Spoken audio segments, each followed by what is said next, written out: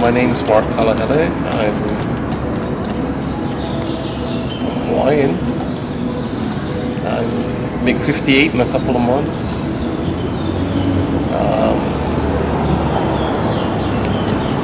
I put together this film festival to give Maoli filmmakers a place to show their stuff.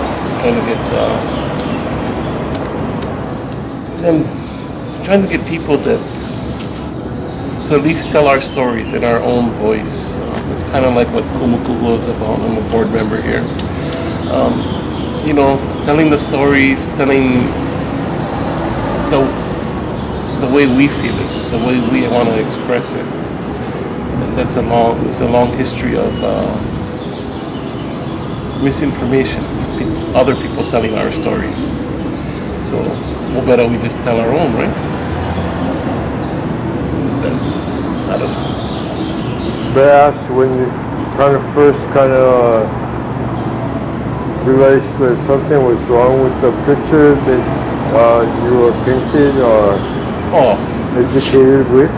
Intermediate school. I just knew that, what we were being taught in Hawaiian studies wasn't the real stuff, wasn't the real story. At family parties, you hear them talking about the overthrow, about how things need to be put right. But that was never in the textbooks. That was never there. And as time progresses, the stories come out, then you start hearing about the overthrow, you start hearing about how you go to Maipuina events, and you learn on how wrong the annexation was, how the procedures weren't followed. It's the more information you get, the better it is. The better informed you can make a decision on how you feel about these issues. And it's an ongoing story. It's something we all going to have to work out and find consensus on. Try to work it out for the best for everybody, I think. Do you see this happening in your generation? No. May I ask why?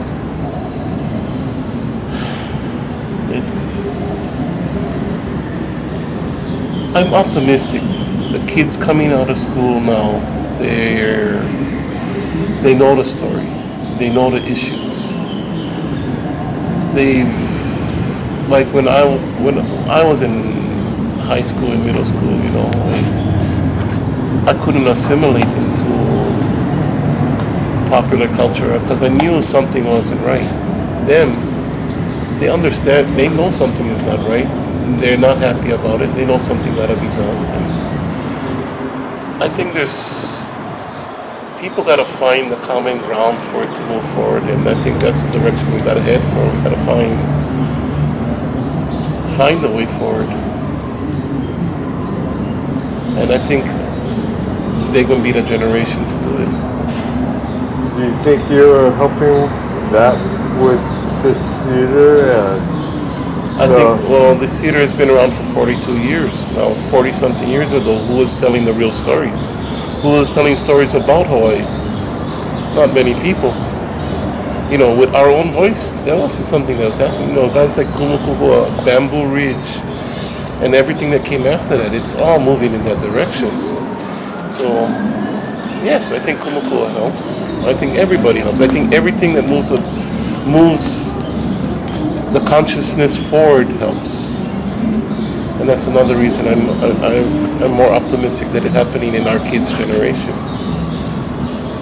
Do you have any idols you look up to or appreciate as far as helping with your mana'o, as far as your direction that you're going now?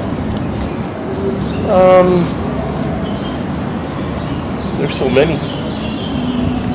You hear a little here, you hear a little there, and it changes your consciousness. You hear this one paragraph or one talk or one poem, and sometimes it'll take you a month or two to digest how it makes you feel and how you understand it. And again, it's about moving that consciousness forward and progressing to that point. Again, may I please have your name?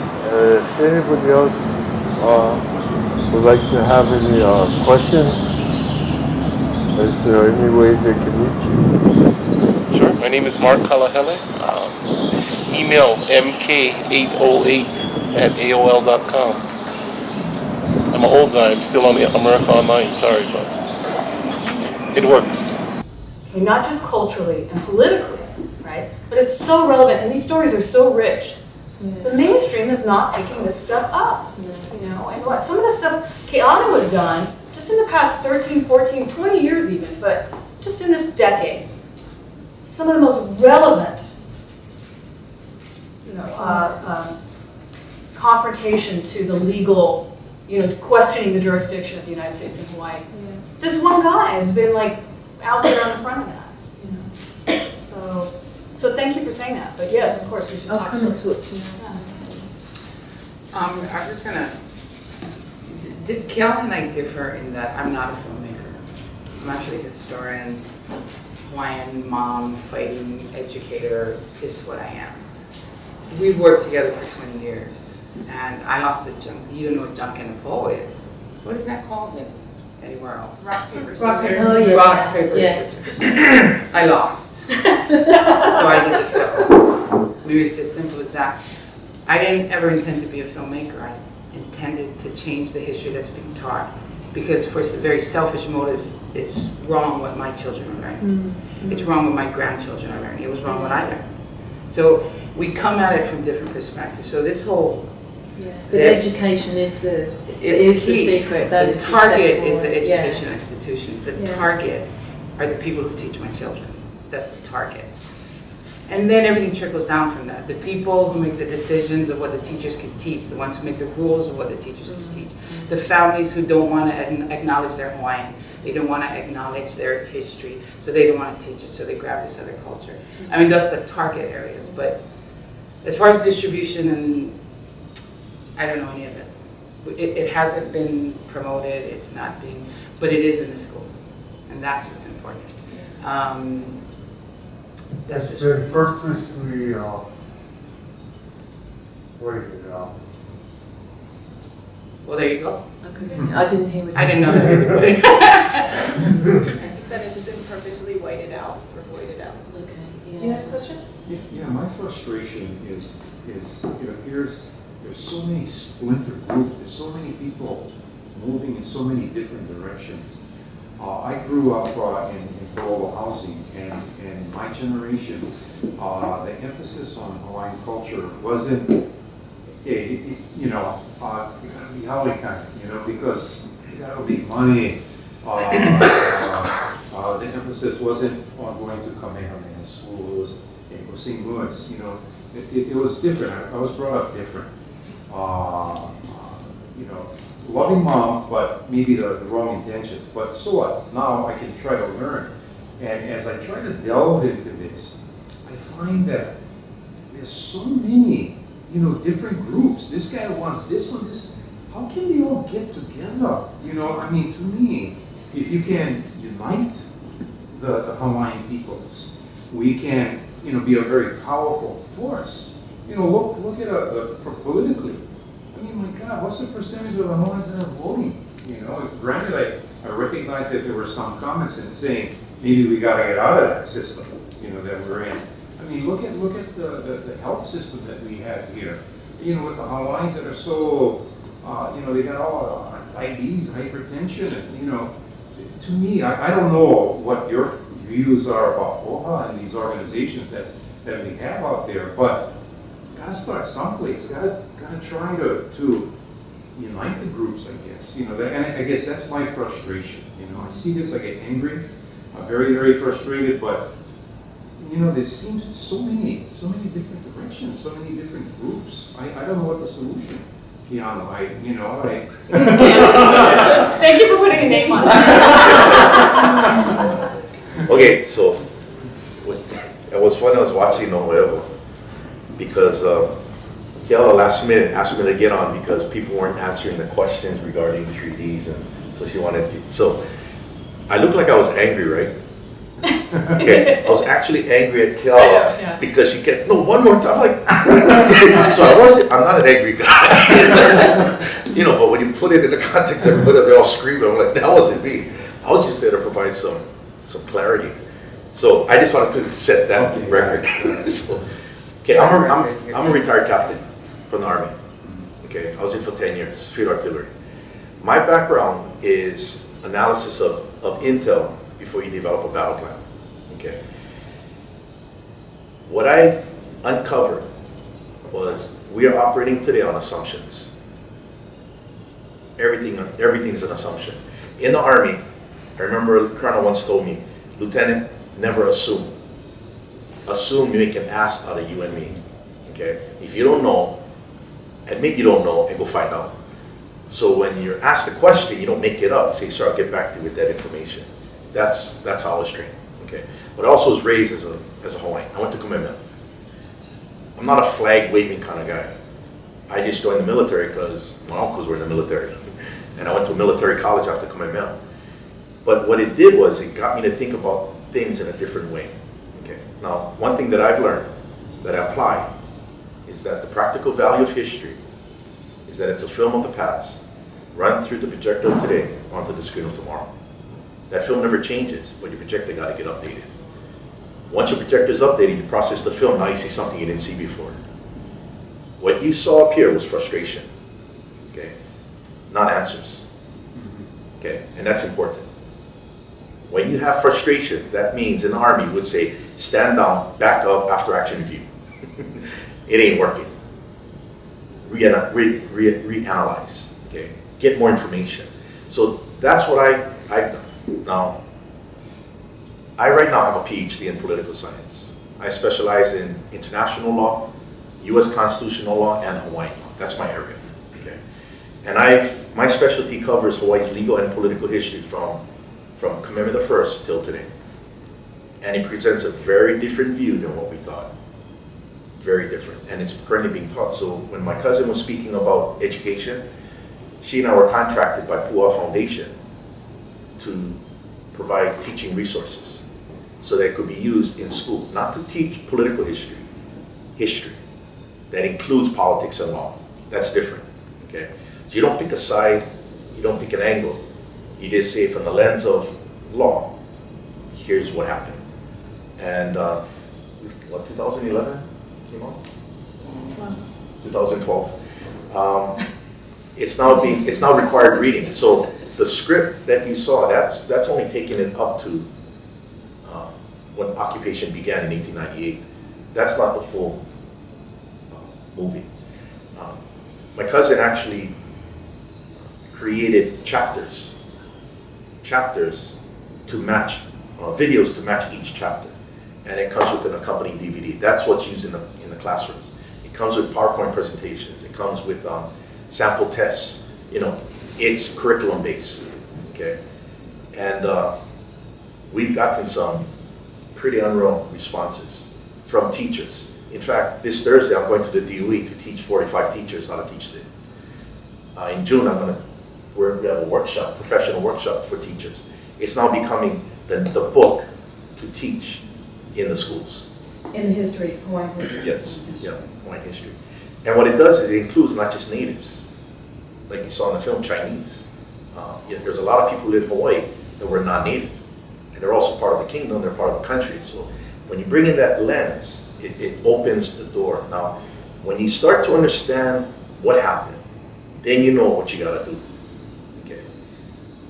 Our push is know the past before you talk about the future. You might say that we've been playing football. Our ancestors played football with the United States. But today we're led to believe it's baseball.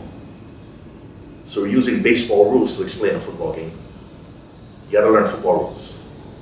And that contestation, that contesting in Keala's film speaks to the nation state and colonialism. And these are real issues that have profound ramifications because words have meanings and meanings have consequences.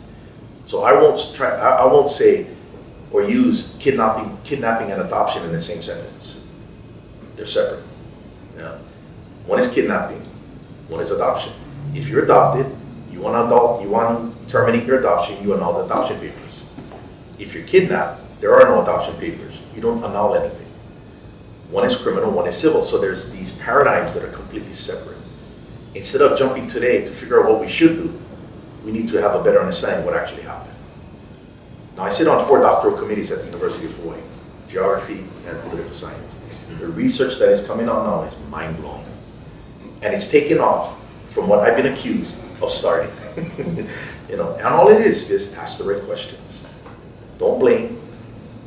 I remember when I was going to college at the university, when I transferred from New Mexico military, from 1984 to 1987, all I basically learned back then, Haole bad, missionary bad, and we lucky got Hawaiian homes.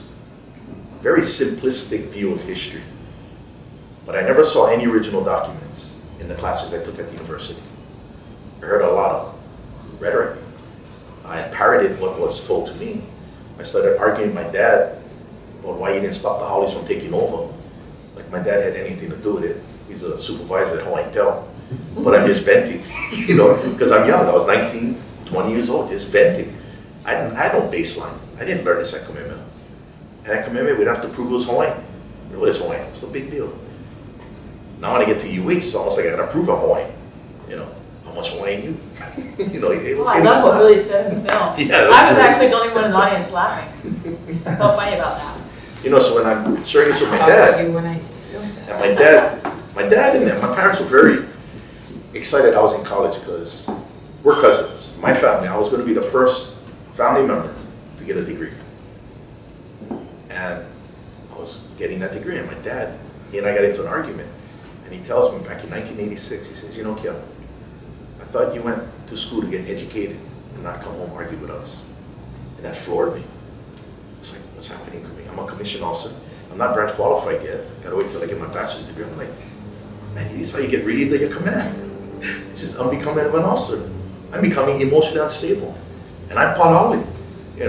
My great-grandfather came from Tennessee, Reeves. My tutu was, my family's Catholics. I was an altar boy. I was like a walking contradiction. I didn't know anything. And that's when I said, forget this, forget all this stuff. Get a fast-track degree, sociology, and get out of it. Get out of UH. And I went straight to Fort Sill. Got branch qualified, and I got trained as an officer. And I got trained as an officer, I got calculated. Because they train you to deal with real hard situations, because you go to war. That's how it goes. Once I removed my emotions, and I began to be trained in how you analyze information, I applied that concept to our history. And lo and behold, I found something very different than what I was taught. And the key is education. It's not about what you want to do, it's about what happens. I just want to say one quick thing about what he just said. We're in very different parts of the jungle, and I understand your frustration. It's like a concert going on with a cell phone. It's like its own little concert. I understand your frustration, but I'm a filmmaker, I'm a journalist.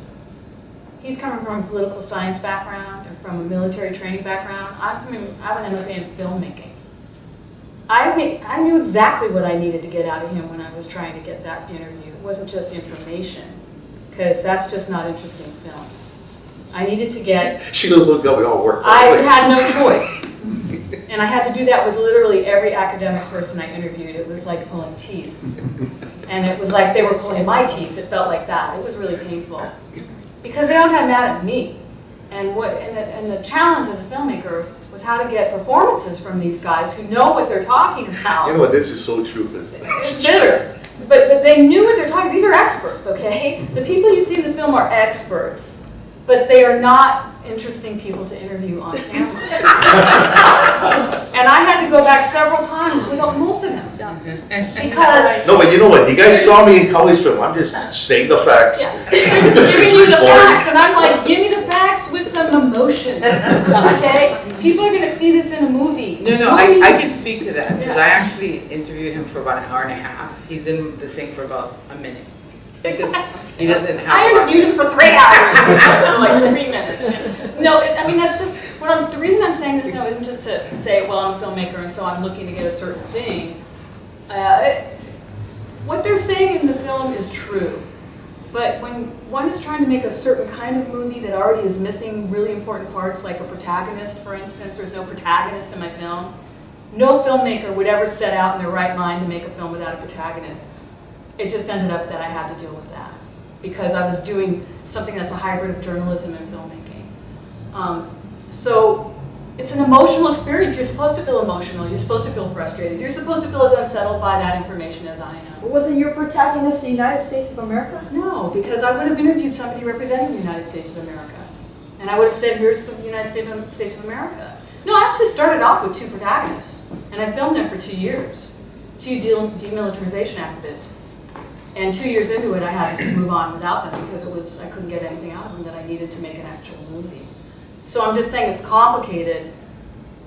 I do not think it is my job as a filmmaker to make you walk out of there and go, I get it.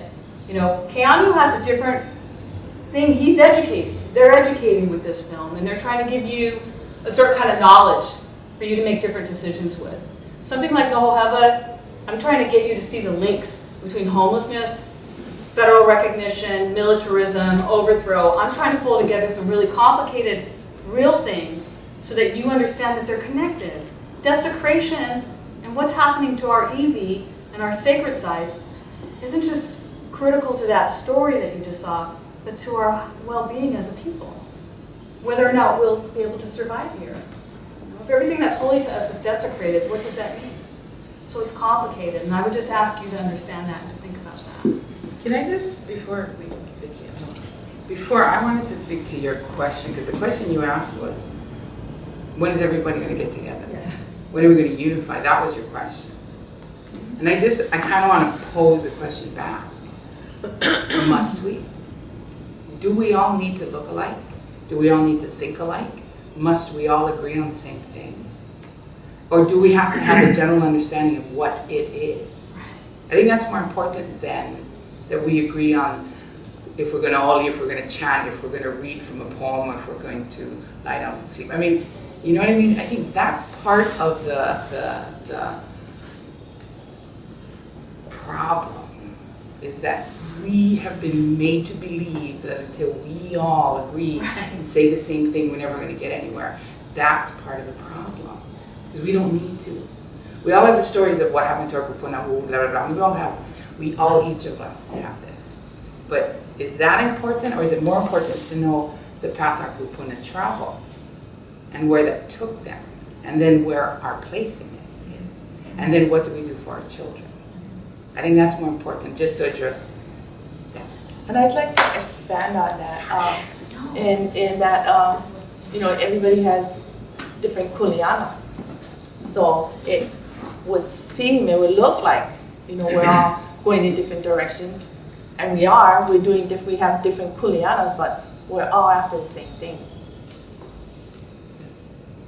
Yes, I wanted to address your question as well, because I thought that I think it's a really good question, and I think it's a question that needs to be answered for people who have that. There are so many different groups out there that are professing to be the kingdom or the this, and they all have differing agendas. And it's frustrating for Hawaiians who are like, okay, am I going to be the Kalahui person? Is it the nation within a nation? Because we haven't agreed on any of that. And I think that these films, this is part of the process for some people, but the films are educating the general public on the issues, and that there are the underlying problems that have to do with the history. And we'll get there when we get there, and you're right, I think we all have to agree. But we have to agree on the important basic things. Who are our kupuna? Where did we come from? What is our history? We understand that.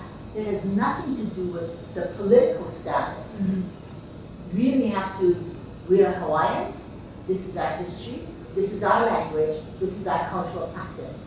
We can all agree on that. And from there, we can move forward. Exactly. But if they start to put us into a political battle with each other, for those that are wanting the political status identified before we're identified as an indigenous people, correct, that's not where we should go. Right. We cannot get into that game. And so those who are playing that game are going down the wrong path. The path that we're on is, we're Hawaiians, we've been here for 2,000 years, the US is only 200 years old. You want me to join the US? I don't think so, because I give up my indigenous rights to this land. And that's important, because along with that comes indigenous lands that you give up. So all of these organizations that are professing or the enrollment or the sign up for this because we're going to go. My question to you is, what do we give up? What rights do we give up as a people? What rights do I give up to the land? And if you can't answer that question, then this is the wrong path for us. Because those are really critical issues for us as Native Hawaiians. We're indigenous to this island. We're born out of the same gods that gave birth to these islands, the flora, the fauna, and that's where we descend from. And so those are really, we can all agree on that. And I think that's our foundation, and that's where we go from. And that's why Vicki was supposed to be sitting up here with us. It's a political status, and it's us as people. And I think that's a political, when you're talking the political game, you have to be really careful about what you're giving up as a, to be that political, to go towards that political. So Yeah. I see that has been a very dangerous course of action. But But I you have or one to that also can be done, understand right? who's the political box that you're running under.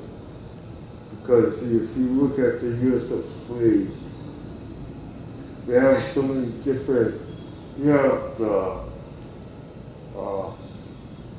Democrats, you have the Republicans, and then you have so many other different fractions that are running all under the same game. Well, the thing about So it Americans, doesn't- hold on a second, the thing about Americans is they all agree that they're American. They're all in that club and there's no question, and there's people trying to get in that club. There are about 400,000 people on this earth that can say they are of Hawaiian ancestry. We are genealogically bound to each other in this place, even if we are not ideologically on the same page politically.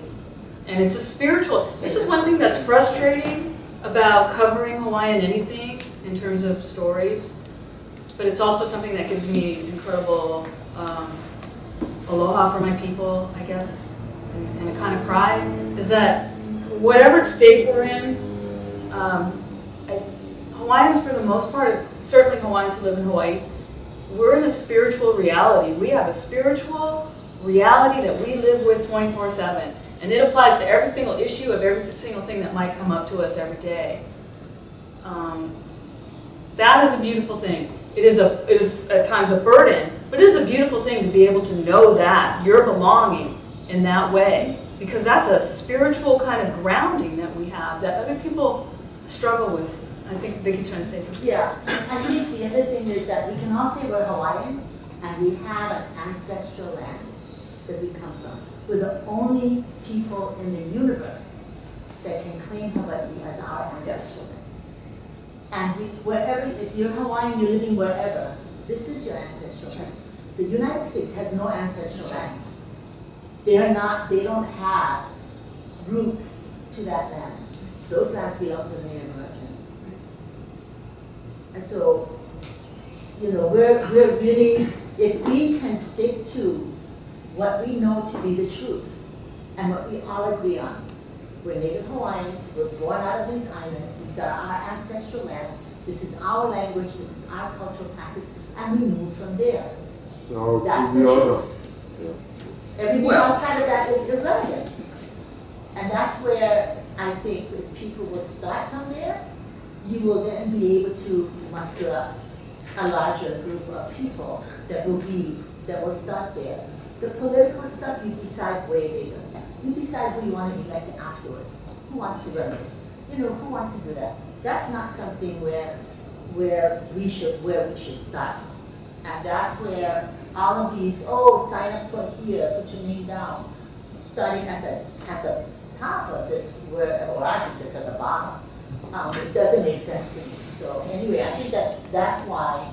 And some of the organizations that have started have figured that maybe we can get a critical mass of these got where we are. And they haven't been able to muster that critical mass because there are flaws in every single one of them. Because I descend from the kingdom. I'm King Kamehameha VI. Okay, let me see. Give me a whole claw. But you don't even know it, Those are and are we following the right people? And are they going to take us down the right path?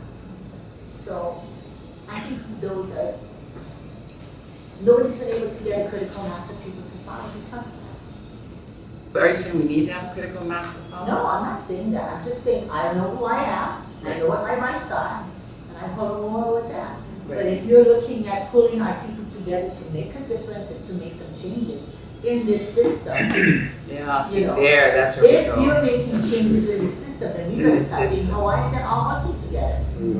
Right. My great-great-grandparents, the brothers, started the Democratic and the Republican Party from my family. The whole brothers, they were all, a couple of them were the Democrats, and they were all elected to the state legislature at the same time. 3 brothers, and 2 different parties. So, for the family, we Hawaiians, we come from Ali, let's just take over the parties and let's just rule. Let's just help, infiltration, however you want to call it. What happens? You need to support Hawaiians, we need to get them into decision-making places and work the system. Are we buying into the system? No, we gotta make some changes. It's not fixed. It's never gonna be fixed. I think there's an assumption of trajectories.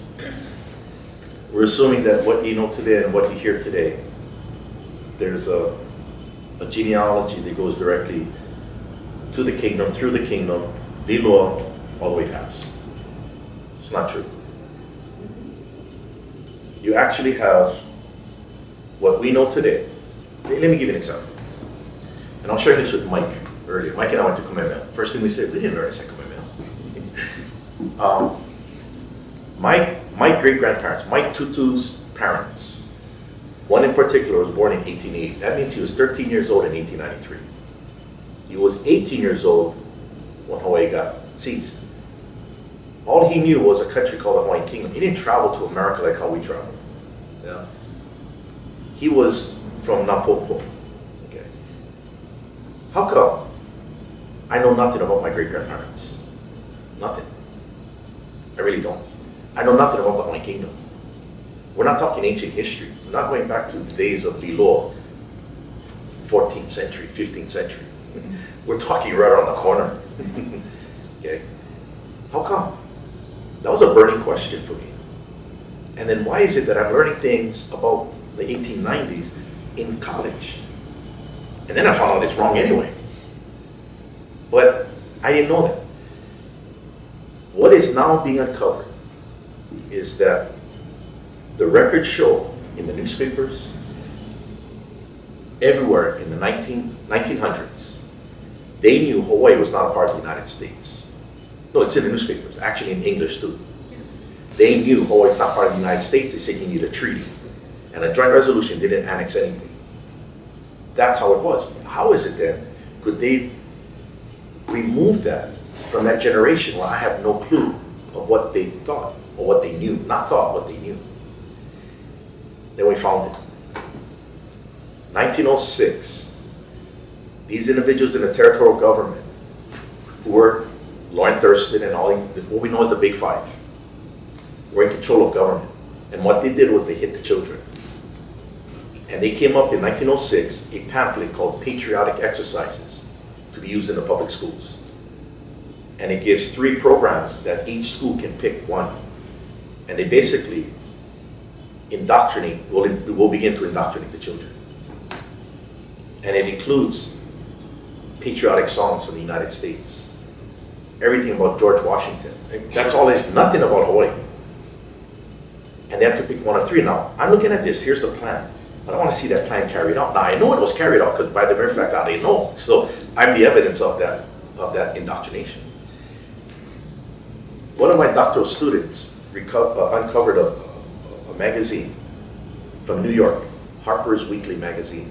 In 1907, they actually sent a reporter to Hawaii to do a story on that. I was like, wow. So I'm reading it, and it actually document one of the patriotic exercises taking place among 614 children from 1st grade to 8th grade at Ka'iolani Elementary. It's right across from Kamakapili Church. And they would announce them, attention, and they start marching 2 by 2. And they're going around the American flag. And they all in unison will stand up and point the finger to the flag, and they actually have a picture of it in 1907 in the magazine, pointing to the flag, one country, one flag, one language.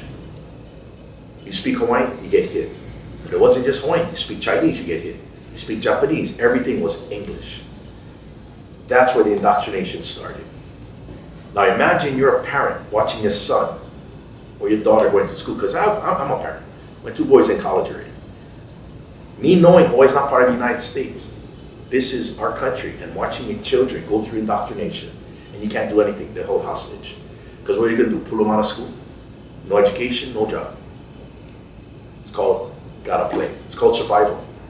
And then that history of America was institutionalized in our history books. I got history books where it's revised history. Total revision. They lie. The fact that we say ceded lands today is an indication of our indoctrination, because the word seed, C-E-D-E, comes from the word cession. Cession, by definition, when you look it up in a dictionary, is to convey between one country to another territory by a treaty. No treaty, no cession. In our history books, we were led to believe that Hawaii was annexed by a treaty. Thus we say ceded lands. Today we say ceded lands as if there was a treaty. There's no treaty. I did my doctoral dissertation covers that in detail. There is no treaty. We've been led to believe something. But even very beyond different. that, because we believe there's a treaty, because we believe there's cession, we go and we fight, and years of money is spent on trying to define the responsibility, therefore, of those treaty obligations and the cession of Hawaiian land to my people. Thousands and thousands of dollars have been searched to research to identify the ceded lands that don't exist, yet it keeps being searched for. That's all part of us not knowing our history. I mean, it's just a ridiculous circle of silly. The other point is, I don't get it. I was talking about this with my own students. And like, I mean, what are you talking about ceded lands? It's the whole damn kingdom. It's the entire archipelago. You don't just chunk out, you know, 300,000 acres and say, okay, this is what belongs to the kingdom. Hell no. It's the entire archipelago. I mean, if you buy land in California, it doesn't stop being part of California. So, you know, how does that happen that we only get as part of the kingdom, you know, those ceded lands, every government, they were all the entire archipelago. That's the other thing that's at stake here. No, the main point is that Hawaii has never been ceded. There's no cession.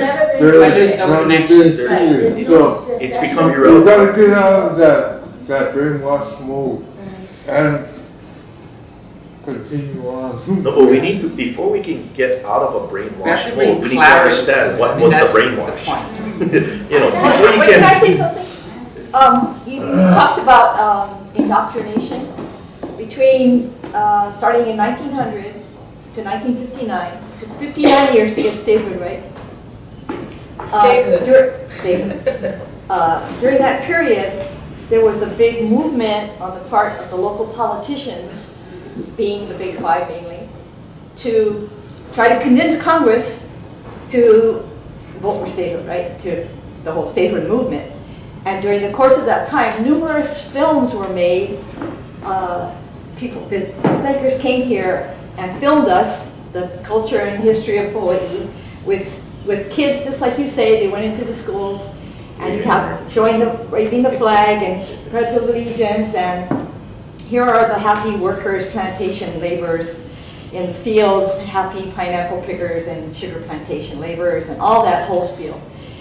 And that was the propaganda that was continually fed to the Congress to try to convince them that we needed statehood. So it continued for very many years. But despite all of that, Hawaii took the longest out of any territory to become a state, because so many people had issues about who we were as a people. We were still savages over here. We couldn't rule ourselves. We couldn't manage a government properly, and so many And we other spread issues. leprosy all over the Spread United leprosy, States. there's too many Asians here, yellow peril, all of that. So But even, I mean, beyond that, August 12th, 1898 is the purported day that Sewall and Dole stood there and exchanged treaties. treaty resolutions When there was no that treaty. don't exist. But on that date, right, there's this whole, the propaganda started there. Because in June of 1898, there was a book printed. It's a little book on the annexation of Hawaii, pre-printed for the August celebration coming up. And the whole book is about how happy Hawaiians are to be. We're all so happy to be part of America. But the propaganda is not accidental. It's quite, actually you gotta admire it. You gotta admire the way they went about this, because they convinced us really kind of quickly, right? You hear all the time, because I'm also for the last 10 years have been the director of the Hawaiian Language Newspaper Project, which has been fighting to make them accessible. A language for our people that 95% of us don't speak, but it's important that we maintain it. Okay. So as much as we knew in the history and as much study as we've done in the legal documentation of our history, when I got a hold of the newspapers, it was amazing how everything filled it up with color. The black and white story that I knew so well now filled up. It's amazing. But in the newspapers, they tell you the things that we thought were rumors and are real. I mean, they're real, and they're spoken by the people who are living them and telling you it every day and every moment. But every part of our history, 1898, all the really important parts, it's really amazing if you go back and you look at what they're saying to each other, what they're reporting, what's happening in the moments that they're happening. It lends this fight, it makes us feel, you know what, I felt stupid. It's bad enough to know that I didn't know my history, but to know how completely I didn't know my history. Because my children all go to immersion schools, my children have all graduated, 9 of them have graduated, they all speak Hawaiian. Because the fight to save our language was important. But you always heard that they made our language illegal. They made our language illegal, they wouldn't let us speak it. Then to find out no one ever made our language illegal. There is no law, whether a Hawaiian law in the Hawaiian Kingdom or a law in America that made the language illegal to speak. Now does that surprise you? There is no law. well, They changed the language of instruction. Yeah. But by the time that happened, only 2 schools were still teaching it in Hawaii. So how does that impact the loss of a people with their language? It's because it's deeper than that. More complex. Our people, our kupuna, made the decision to stop. I'm going to stop these important act of passing. Well, it's a combination of things. They didn't just like wake up and No, say, but I mean, there were many policies it came to being a point, and put no together. discussion took place. Right. It happened on all the islands. It happened everywhere. But the act of passing important traditional, genealogical practices and knowledge stopped. It started to be held back on purpose because of this indoctrination, and because of all these things. So when you get angry today, because a lot of our young people, they're angry. They're angry, they're mad, they're not sure what they're mad about. So they express it in different ways. Because it's really cool to be a Hawaiian and dance hula. It's really cool to be an artist. It's really cool to be in a lo'i. It's really cool to be in the lokoia. And you know what? All those things are really awesome, but that is not all that we are. But the world is okay with looking at us as hula dancers.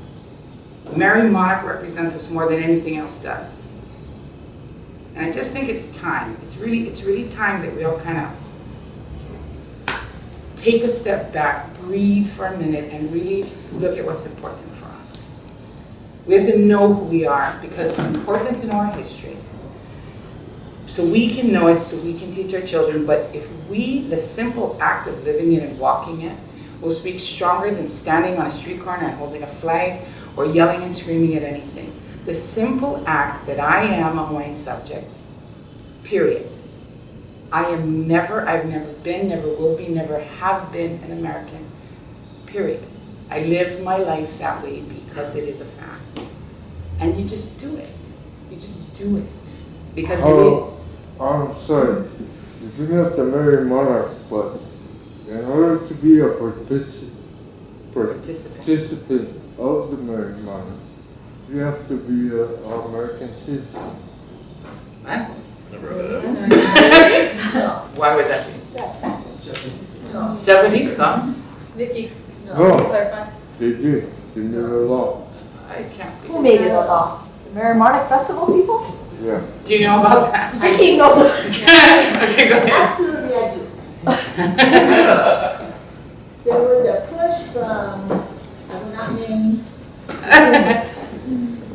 for allowing them to bring in their quote, Japanese students from Japan to compete in the Mary Marnick. And I was like, no. No. This is one thing that we have that they have not infiltrated.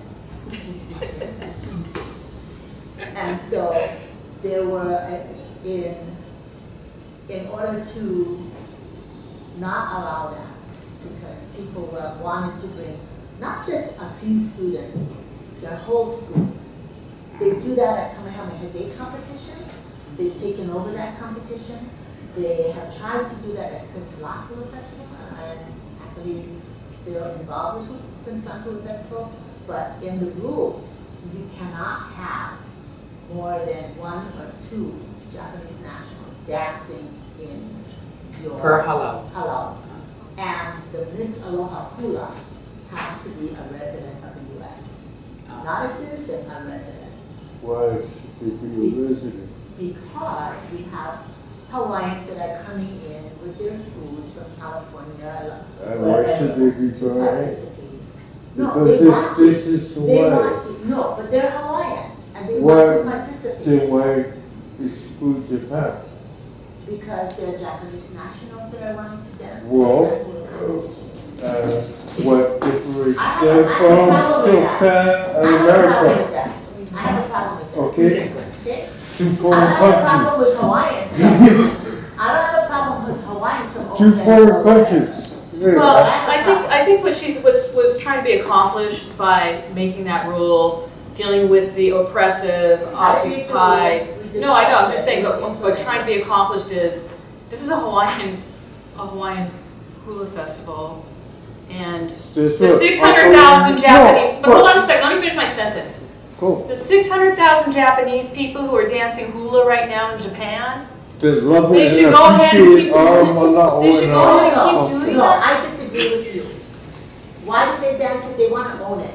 They're not just wanting to dance it, they want to be there. What do you think They wanna American be the slaves do? No. What do you mean, no? This is something that, that's a different discussion. No, it's not. This is it. Actually, right it's a here. discussion about representation in a way, which is a Yeah. Well, it's part of the problem. Are Okay, we this is the part of the 50th problem. This is the Yeah, intricate layers that that's confuse it. us. That's Listen to, what that thank is. you. Can you discuss on But I that? get what you're saying, and I get what you're saying. Can And you, somewhere we have to find a happy medium. can you kind of elaborate on No, because I don't dance in marijuana. I want to share something. Yes. First of all, I'm a neo-feel by incest. By and- what? Incest. I'm a neo-feel by incest. Okay. That happened like a long time ago. Okay. My father's pure Hawaiian, he just passed away. He, where he passed away, that's where he was born, that's in Maui. So we're kind of 200 years in the same place. We still have donorids, plants in our yard. We still have our hula, we still have the babies buried near the hula, we still have the taro that's growing near hula. So we're still in that situation, and it's very hard on our family over the 200 years to be in the position that we're still struggling, we're still fighting. One of the things I want to bring up is Annie, who was in the film, and thank you very much, Kiara, for doing all what you were doing, because it brings the things that we do. I'm an activist out on the streets, so it helps us, those of us who are out in the streets. So Annie passed away, and how she passed away was, it was APEC time. Someone from the community called the police department to give her an eviction. She was actually living in Hollywood. When they handed her that ticket, sweeping to leave. She was just so tired, so she just laid down that evening. The police department had the audacity to give me a call to let me know that they gave her a citation. So I didn't get there in time. I live in White Eye, so I go there the next day. I didn't get there in time. She passed. So I just wanted to bring that up. All the dogs that you saw in the film died almost immediately after the film was done. My little boy with the curly hair, I raised that child. He's actually a Chicano baby. He's my Eye baby. He lives in somewhere, in truth, I don't know, Washington State. I raised him in such a way that he could grow up on the streets. So he's on the streets now. He's around 8 years old, 9 years old. I raised him since he was a year and a half. So I'm also, I got a list there. Education. I'm in the Leawood district. I'm a substitute teacher, so therefore I go from school to school. I know what's going on in the schools. I am not teaching our children to live in a house. I'm teaching our children how to street smart. Because I cannot guarantee, I live on the Hawaiian homestead, I grew up on the Hawaiian homestead. I cannot guarantee that child, that is 50% plus Black quantum according to their rules, will be able to get a home when they become 18. And I'm looking forward to your report because I want to be honest with you, being in the classroom and trying to teach our cultural values, the children are completely shut down. They don't want to hear it. Yep. They want the iPad, they want all of those things. They want Facebook, they want all of those things. So you really have to be a soldier, like a warrior to get in every day when you get into that classroom. And this is how you have to sort of, I'm looking forward to your Common Core. I mean, especially your Common Core. Right, yeah. Which You should look for it this how it's summer. going to work within the Common Core. Through the DOE, we're Right. doing workshops, so you should contact whoever, to contact DOE to get in the Yeah, workshop. so the other part too, about the Agent Orange, my husband went to Vietnam during May 13, 1968, quite honestly. I can give you the date. I gave birth 2 weeks later. He came home with Agent Orange. I'm also a victim of DDT because I grew up in Wananawa, near Bells. Right. So we're all victims of DDT. A lot of my classmates are dying because of the DDT, being exposed. And I also have, when my husband came home from Vietnam, he was all Agent Orange. So I just recently went to Molokai on that last weekend to be with Walter. And it was just really sad because there was one time that during that protest against Monsanto, that Walter was alone. And Tim was about 3 feet away from him, and I was about 6 feet away from him. Someone pulled up and started yelling at Walter Reed and said to him that he should be shot. Someone should come kill him for what he was doing in Molokai, protesting against Monsanto. So that is the reason. For a whole year, I'm at Mount Lailani. We've been repatriating bones that was inadvertently removed. So it's been taking us a year because we're doing it by hand and by family. Let's see, and we're not using bulldozers or anything like that. The other thing too, I just went to 2 weekends of the HHL meetings. One of the things two things that are so sad is there is a place in Kapolei where there's Agent Orange and you're gonna bury it. And then when they're done burying it, they're gonna build houses right on top of it for Hawaiian homestead. So I, had that interaction with Hawaiian homestead this past weekend. The other thing too is the entire Ko'olapoko range, the pool, which is my concern right now, is Hawaiian homestead. So they're looking to DLNR, which is William, to exchange those lands. And for me, we need the pool. That's our pool. The pool tells us how our land and how our way of being between mountain to sea and out to the reefs. We need that pool. I have no idea how I'm going to convince Hawaiian Homestead and all the Hawaiian homesteaders that we need that pool. Even if we don't can build houses, we need that pool more than we need houses to build right now. Because that pool is our ancestors. And it gives us help and understanding of how to live here, continue on living here into the 21st century. So I'm just, again, I'm just DDT, Agent Orange. I'm bucketing my life. I will bucket. You know, I don't sad. We don't have a moderator. Wow. We don't have a moderator, so I'm just gonna say, does anybody have a comment about what she just said, or should we just move on? Did you Thanks want for us to, did you just want to share?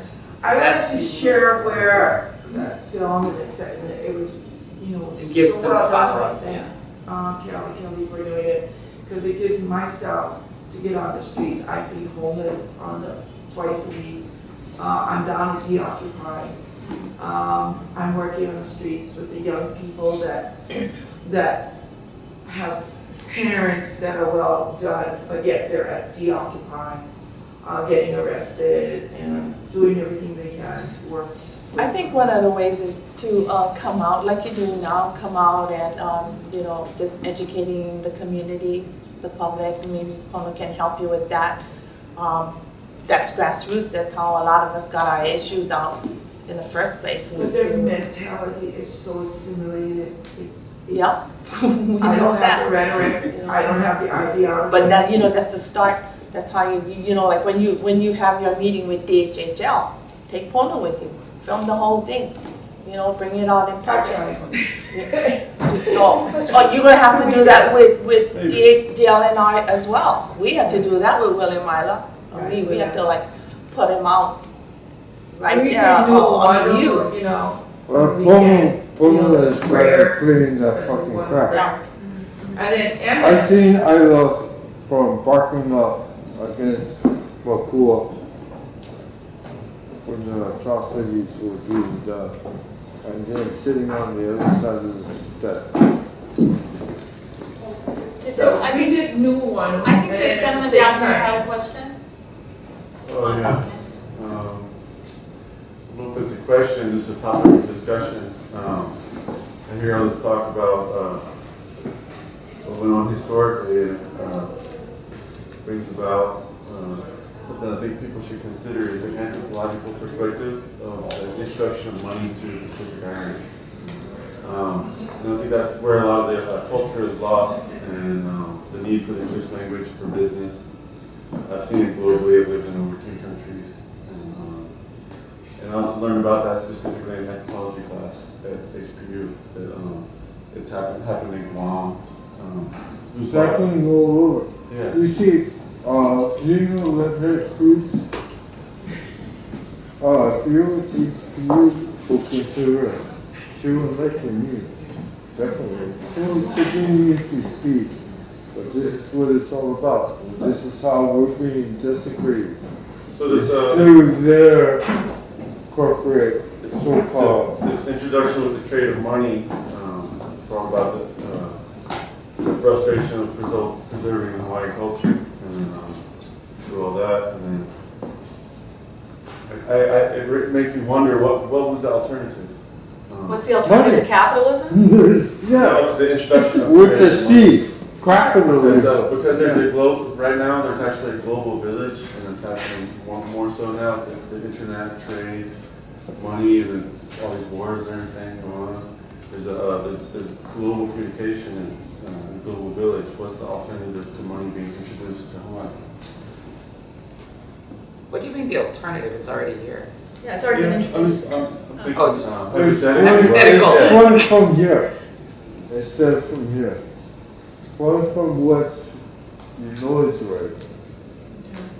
Instead of what you think is being taught, what is correct. That's one answer. I know that we have to wrap this up because we're running out of time, but I think the discussion about capitalism is is right in there. We're not just talking about currency, right? We're talking about an economic system. And it's in paper or whatever. So the alternatives to capitalism, well, there was the existence of humanity for 10,000 years before the invention of capitalism, and there are all kinds of alternatives to capitalism. And I don't think that's just specific only to Hawaii. I think there are alternatives to that kind of an economic system that still exist in the world, but I mean, it's a huge conversation to have. So you're asking kind of like, this question is sort of like a bomb. It's called actually, It's actually access to it's resources. called a community.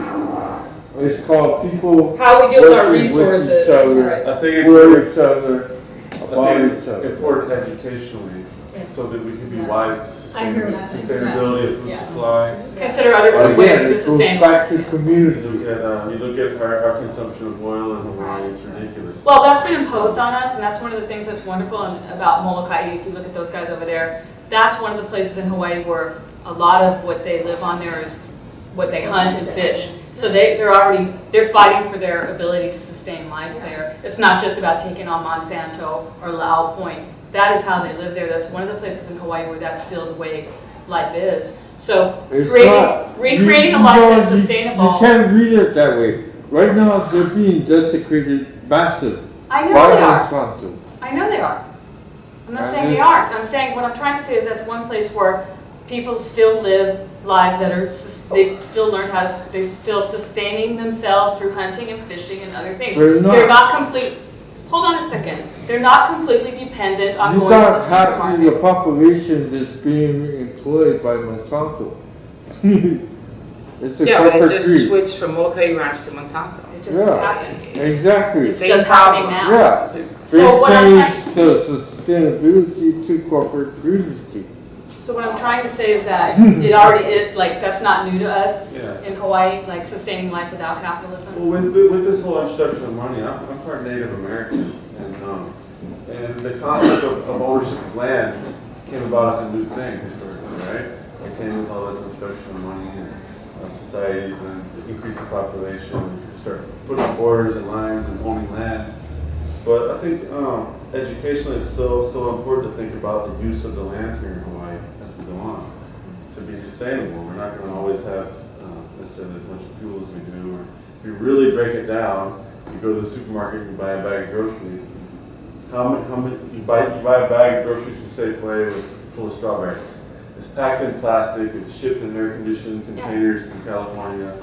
And every step of the way burns so much fuel. So you're actually paying for fuel. Now you go to Safeway and you get points. We know this. Go to Chevron. Yeah, no, they've made us completely But it's dependent. so related. No, they have made life we're Actually- completely dependent on everything coming from the United States. That's To part of the really problem. break it down, Everything. is to get out of the box. We were never part of America. We're Southern nature.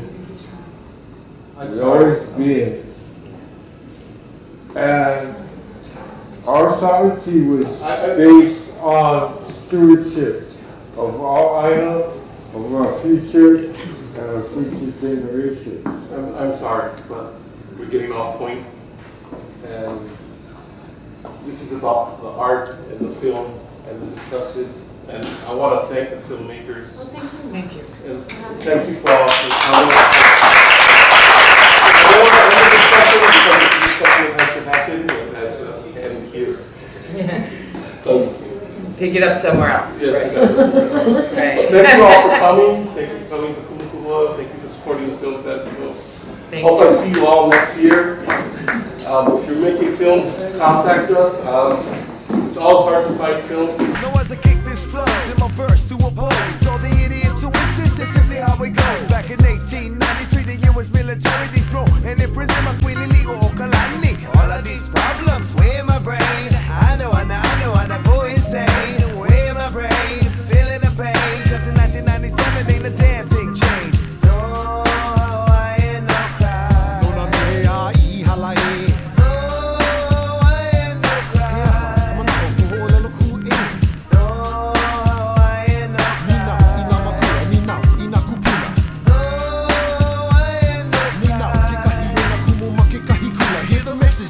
music and you cannot handle. And then you wanna shut us up so you start screaming scandal. You say we're fighting for no reason and that we only fail. If intelligence is a crime, then I belong in jail.